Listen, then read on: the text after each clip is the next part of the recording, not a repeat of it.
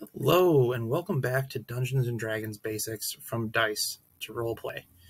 Last time we went over the races in Dungeons & Dragons, basically all the different creatures you can build your character as. They all have their different abilities and unique traits, just like other animals would in the real world. Today, though, we're going to do something different. We're going to talk about D&D classes. So what is a class, you ask? Well, they're the roles a character can take on and provide abilities and feats based on which class is chosen. Classes have paths that provide bonuses and abilities as well. So on top of your racial bonuses and feats, you're also going to be getting class bonuses. Each class has a preferred stat and saves, meaning having a diverse party with different classes is important when you're adventuring. There's all sorts of different classes, and we're going to be doing them all in this video. So this is going to be a long one, but it'll be worth it. Let's get started. The first class we're going to talk about is the Barbarian. Barbarians are filled with rage, and it fuels their frenzies and feats of strength. When they rage, they take half damage. Barbarians, you can imagine, are the big, strong brutes of a group. There are several different paths that barbarians can take when they go down that route, and those are Ancestral Guardian, which gives you Spirit Shield, Battle Rager, which is a dwarf-only thing, but it allows you to battle a little bit stronger, Beast, which allows you to transform into a beast while fighting, Berserker, which means you can frenzy and rage, but you gain more exhaustion, Storm Herald gives you a stormy aura, means you get a little bit of magic along with you, Totem Warrior gives you kinship to beasts and nature, Wild Magic gives you extra magic, and it can kind of slip out as you rage. And then a Zealot, which means you're backed by divine power, and you fight fanatically for gods instead of just for your own thing. Barbarians are usually really tanky, and they can take lots of hits as well. So they can deal a lot of damage, and they can also tank big hits from enemies. The next class is Bard. Bards can be scholars, a skald, or a scoundrel. Regardless of which, they weave magic into words and music to inspire their allies and demoralize foes. Bards are attached to certain colleges, which give them their power. There's the College of Creation, which means that the cosmos is a work of art. There's the College of Eloquence, which means they speak and have, spoken word sort of things. They're orders. College of Glamour are bards from the Feywild, so they're more in tune with the Fey and the fairies. College of Lore means they know something about most things, so they know kind of about the world that they're in. College of Spirits, that means they're a summoner of spirits, and that they can get tales of long ago from these spirits. The College of Swords means that they have incredible weapon prowess, and that in its own way is art. The College of Valor means that they are daring storytellers. And then the College of Whispers is someone who excels at extortion and threats. Bards you can think of them as people who buff other characters. They don't deal a lot of damage, but they do buff their allies. So they have a lot of magic and spells that give bonuses to other players and debuffs enemies. Bards also usually, because of their high persuasion, can be a little debaucherous from time to time. A lot of people play them that way. They don't necessarily have to be. Clerics are the next group, and they're intermediates between the mortal world and the distant plane of the gods. So basically, in D&D, gods are real, and they give power to individuals, and those individuals are clerics. Clerics come from different domains, and there's actually a lot of them. The first of which is the Arcana domain. Magic is an energy that is suffused throughout the multiverse. So that's kind of like they gain their power from knowing that magic is an all-encompassing part of their world. The Death domain is the obsession with the forces that cause death, and obviously their magic's probably a little bit darker.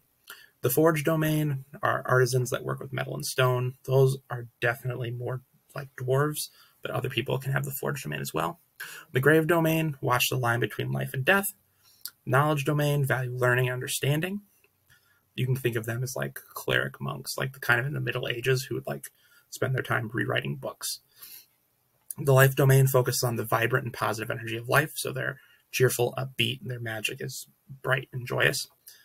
The light domain promotes the ideals of rebirth, truth, and vigilance. The nature domain gives you a deep connection with nature. The order domain is all about discipline and devotion to laws. The peace domain resolves conflicts with diplomacy and arbitration. The tempest domain is all about the storms, the skies, lightning, all these sorts of things. The trickery domain, mischief, instigating, Loki basically. Twilight domain is a bridge between light and dark. And I can't see that last one. It's like a heroic one, I believe. It rewards warriors for their exploits. Clerics are usually devout, and they gain their power from their devoutness. So they have to remain devout to the god that they serve, or else they lose their powers. Next up are druids. And druids call elemental forces of nature and emulate the creatures of the world, and they see themselves as the extension of nature's will. Druids are people who commune with nature. They're basically like magical hippies. You can think of it that way. And there are several paths for druids to take. The Circle of Dreams draws strength from the Fey Wilds. So they can get their power from the Fey. Circle of Land, which are mystics and sages who guard ancient knowledge of nature. Circle of the Moon are the people who are fierce guardians of the wilderness, and you can kind of think of them almost as like, they're not quite lycanthropes, they're not like werewolves or anything, but like they gain power from the moon. Circle of the Shepherd, commune with spirits of nature. Circle of Spores, we're talking about mold, fungi, mushrooms. Circle of Stars, they draw on the power of starlight, which is something super cool. I would definitely want to play a starlight druid. I think that'd be fun. And then Circles of Wildfire, and that destruction is a precursor to creation. So they are willing to destroy because they know it'll create in the end. Druids put nature sometimes even in front of their own lives. So they are definitely in nature's back pocket. Next up are fighters. Fighters are weapon masters, and they also usually wear heavier armor. And they can't really compete. No other really class can compete with their mastery of these things. They're acquainted with death because they have been brought to face it a lot. Fighters are, they deal a lot of damage. They fight on the front lines, but that also means they take a lot of damage. So they are often having to be revived. There are plenty of paths that fighters can take, such as being an archer. Arcane archers, right? They get to weave magic into their shots. A banneret is a knight who inspires those through their great deeds in battle, so that's one that gets a lot of buffs. Battle Master views combat as an academic field that can be learned, so you can think of them as like a West Point scholar. Cavalier are mounted combatants, so they need steeds like horses or other animals you can ride. A champion is someone who focuses on raw physical power. An Echo Knight relies on the shades of the past to assist them, so they get power from past warriors. Eldritch Knight combines magic and sword fighting, so they're kind of like Gandalf, I guess you could say, as an Eldritch Knight. Psi Warrior, telekinesis, and mental magic buffs, so they are kind of like a stronger, less disabled Professor X. Rune Knights, boosting their might with runes, make these fighty. So runes are these magic symbols. They use those to boost their power. And then the Samurai, they have unbreakable resolve and a mighty spirit. They can overcome challenges using that. Fighters can use any number of awesome weapons, and they can do a lot of damage as well. They are definitely damage dealers. Next up are monks. Monks are united in their ability to magically harness energy within their own bodies. Think Goku from Dragon Ball Z. And then they channel it into their attacks, or they can make themselves incredibly agile. There are different ways of the monk. The Way of Mercy lets you manipulate the life force of others, and they can heal. The Way of the Ascendant Dragon means they emulate dragons to become more magical. The Way of the Astral Self believes that the body is an illusion. That would be more Doctor Strange kind of thing, with like his being able to push people out of their bodies. Way of the Drunken Master, unpredictable movements make them difficult to fight. There's a Jackie Chan movie where he does drunken kung fu. Way of the Four Elements, harnessing the elements to your will, so that could be kind of like Aang from Avatar.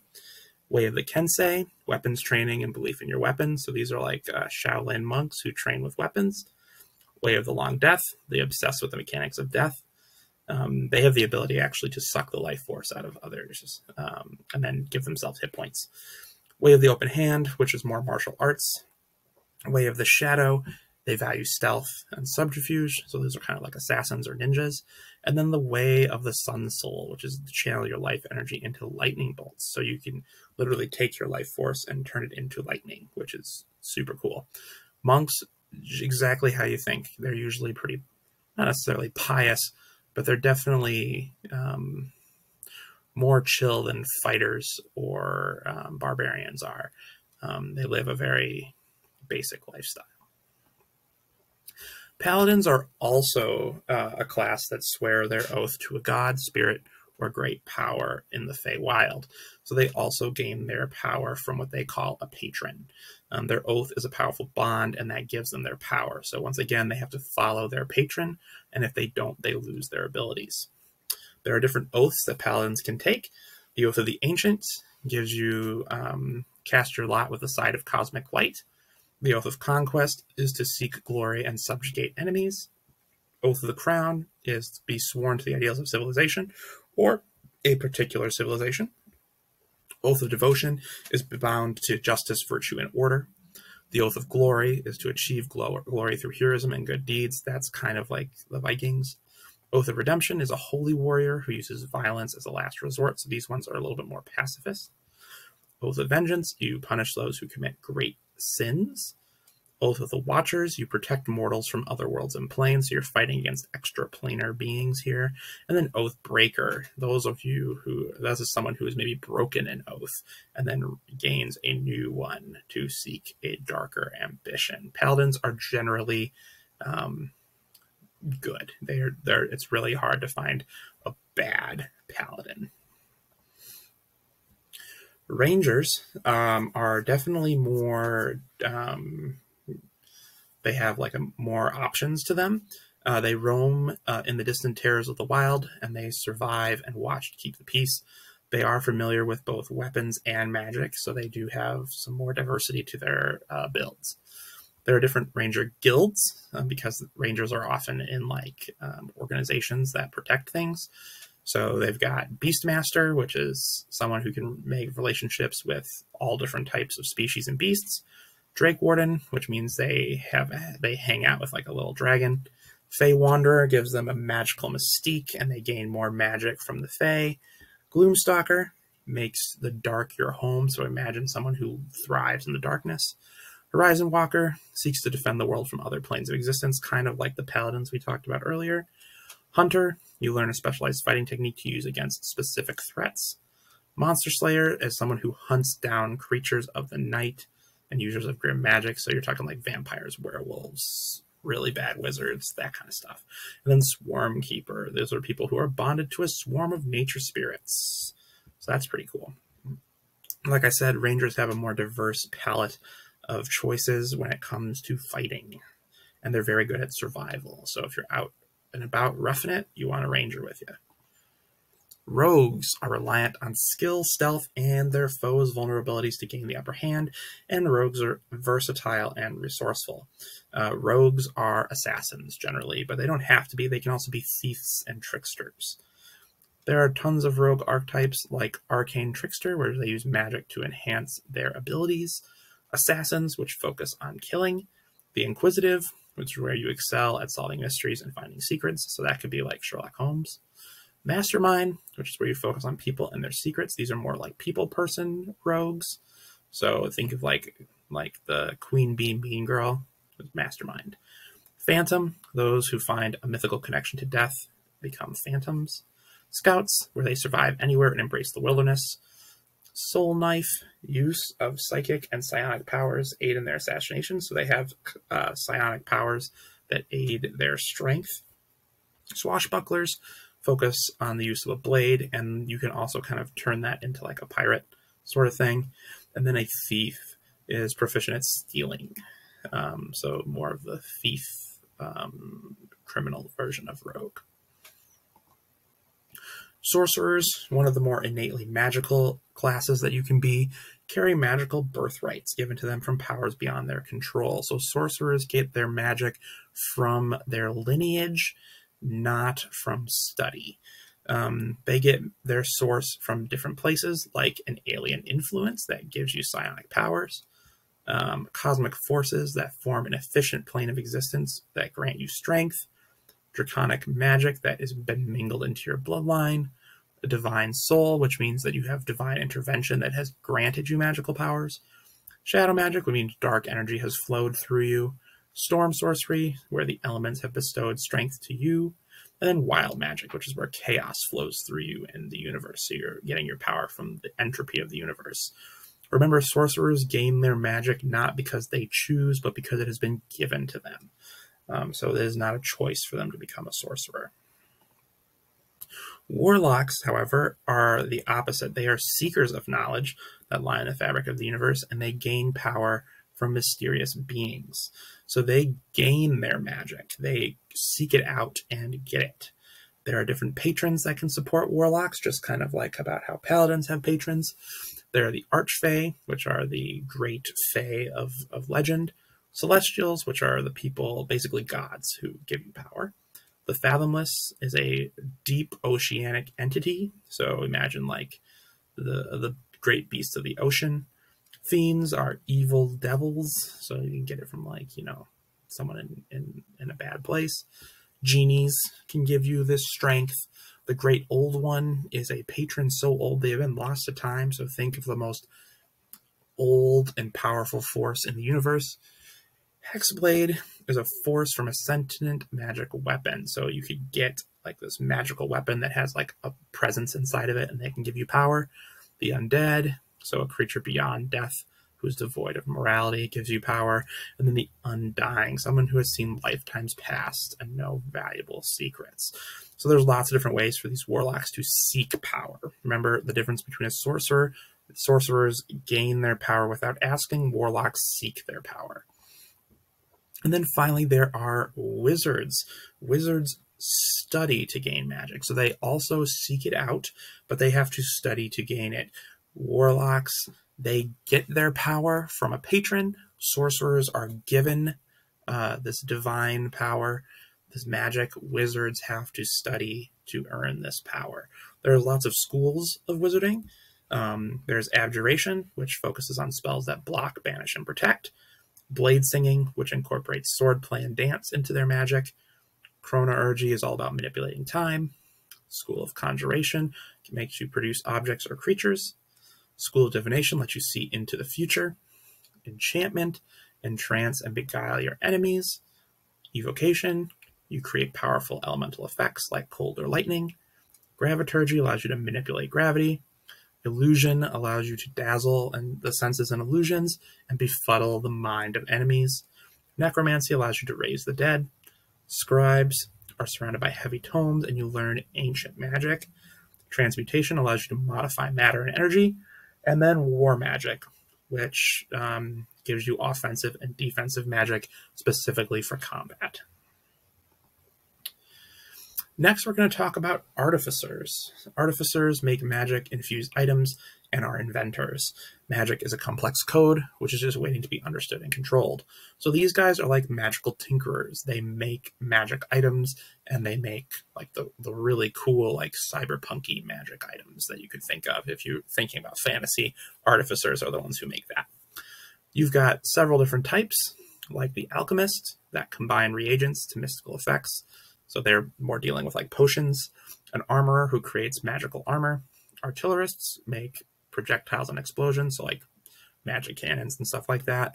And then battlesmith, which repairs materials and personnel, and it keeps their armies safe with protectors made of steel.